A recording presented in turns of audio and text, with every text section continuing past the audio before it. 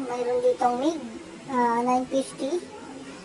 Ayan, ang model niya. Ang sabi ng may-ari, wala daw itong power. Okay, check muna natin yung kanyang output diode.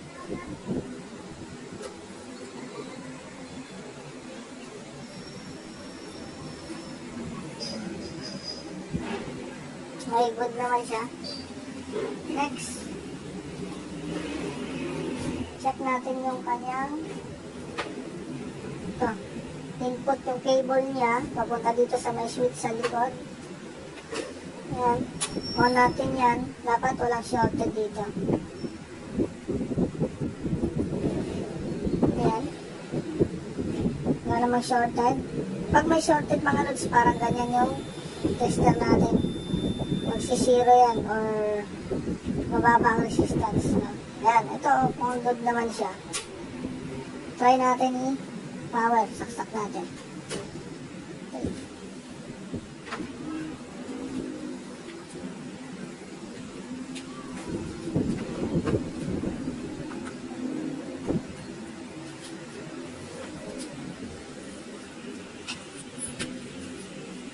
Okay. Okay. Ayan, nasaksak na natin siya mga lods, no? Pa-power natin yung switch. Ayan, ito yung breaker natin. Ayan. Pag pinower natin siya mga lods, tingnan nyo, o-on natin yung switch. Tingnan nyo yung breaker doon mga lods. Ayun. Nakita nyo mga lods, pag on pa lang natin, nag-trip tong breaker. Ayan. Ibig sabihin, may problema to sa loob. Possible. Shorted yung kanyang IGBT. Yan. Or basta power supply circuit niya. Yan. Pwedeng doon ang problema. Bubuksan natin siya. And i-check natin yung shorted na pyesa sa loob.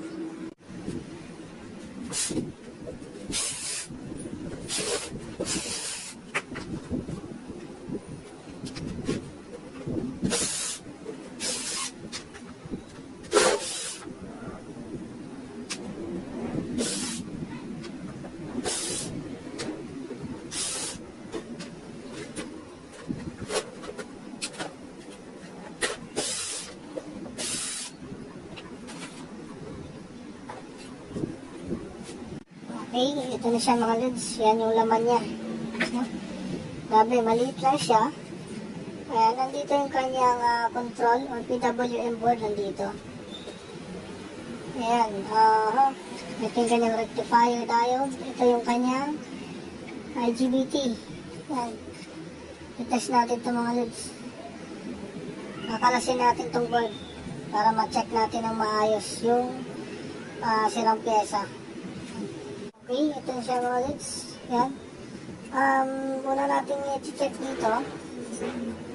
Itong kanyang rectifier diode.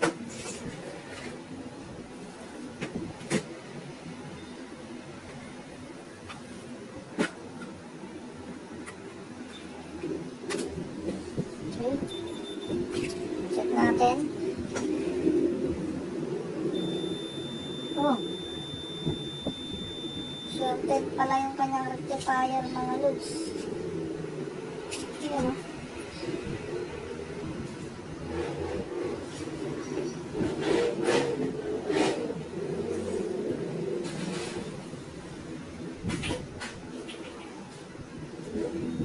Shorted yung kanyang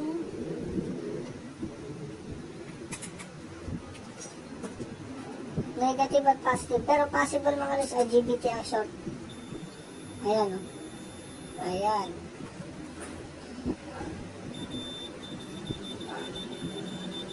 Shorted yung IGBT mga lods.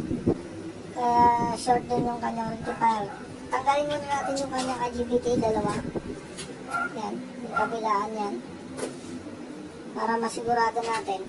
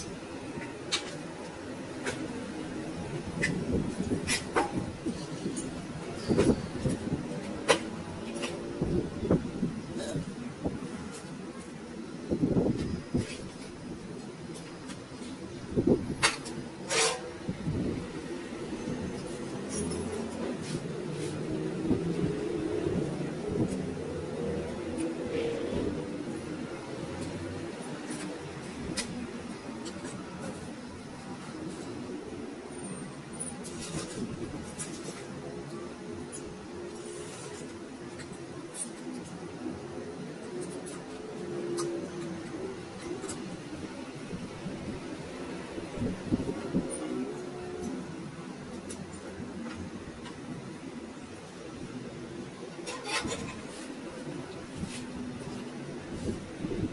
tanggal na yung kanyang IGBT. Check natin ulit. Yung rectifier. Ayan, ito yung rectifier niya mga lods. Okay, yan, buo. Okay, goods yung kanyang rectifier. Yung IGBT niya, ang shorted. Ito. So mga lods, check natin. Ayan, shorted na. Okay, dalawa, shorted.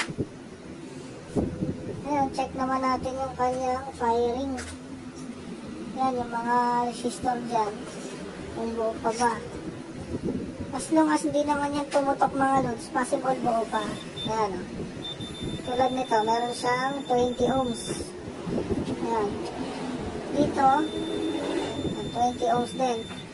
As long na hindi ito pumuputok mga loads, medyo safe pa yung ating mga firing parts dito. Yung mga diode, capacitor at resistor. Pero pag once na pumutok na yung IGBT, possible may mga madadamay na dyan. Sigurado yan mga loads. Ayan. Ayan, dahil shorted lang naman siya, walang nasira dito, walang nadamay. Gagawin natin mga loads, ikakabit natin to, tapos try natin i-power, then susukatin natin kung meron ba tong output, kung mayroong frequency, kung ilang frequency nito. Possible kasi, pag kinabitan natin ng IGBT, pagka yung medyo hindi maganda yung frequency niya, puputok yung IGBT na ikakabit natin. Ayan. Okay, lalagyan ko muna ng wire to. Dito, channel 1, channel 2. Then check natin. 3. Okay mga lods, check natin yung kanyang frequency. Yan. Ilagyan natin siya ng oscilloscope. Ito. Yung sa baba, channel 1, yung sa taas natin, channel 2. Ayan. Okay. Power muna natin. Dapat ito lagay natin to sa stick or MMA para magkaroon kagad ng output. Ayan. Pag may output yung or firing yung ating IGBT, pwede natin sukatin ngayon. On natin ang oscilloscope natin. Yan, automatic na siya. Yan yung kanyang frequency mga lods.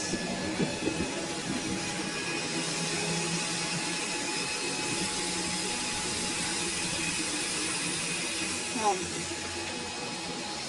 Subukan natin yung kabitan ng IGBT mga lods. Okay mga lods, bali nilagyan na natin siya ng IGBT. Yan.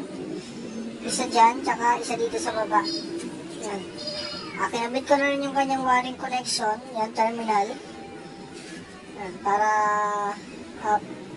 testing na lang natin. Kapag gumana siya, diretso natin welding. Okay. Saksak muna natin. Okay. Make sure naka-off.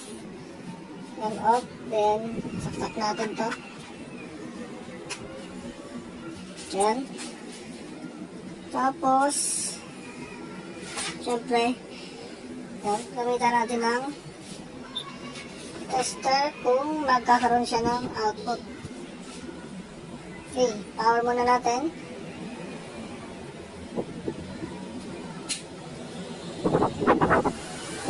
Yan. Okay, meron siyang 56. Okay, meron siyang output. Yan. Testing na lang natin siya ng welding. Welding natin siya. Mga lods, testing natin siya ng welding. Yan. Gamitin natin yung MMA niya. Okay. Yan.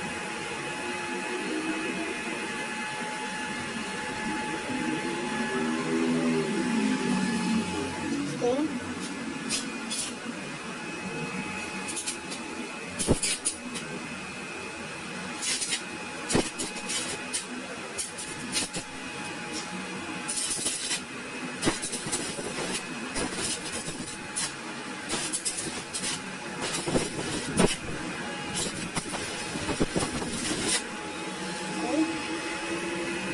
naman natin siya mga lods sa MIG. Pero hindi natin siya i-welding. No? Kasi, itong wire, yan, nakalawang na. Pag yung kalawang na yan, papasok dito yan sa gun natin, yung liner niya. Sisikip yung daanan ng wire. No? Pagawin natin, check lang natin yung output ng MIG niya. Okay, yan. Lagay natin dito. 0.8 or 1.0. Okay. Yan. Release natin to. Yan. Puntatin natin. Yan.